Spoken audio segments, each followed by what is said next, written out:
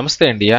Welcome to Germany. Germany మొత్తం తిరగాలంటే ఇక్కడ పబ్లిక్ ట్రాన్స్పోర్ట్ గురించి పూర్తిగా తెలిసి ఉండాలి. ఇక్కడ ముఖ్యంగా హెచ్బాన్ అంటే బస్సులు, యూబాన్ అంటే ట్రామ్స్, ఎస్బాన్ అంటే మనకు బాగా తెలిసిన మెట్రో ట్రైన్లు, ఐస్ ట్రైన్ అంటే బుల్లెట్ ట్రైన్లు సో ఇక్కడ ప్రధానంగా ఉంటాయి. నెలకి 52 యూరోలతో దేశం మొత్తం తిరగొచ్చు.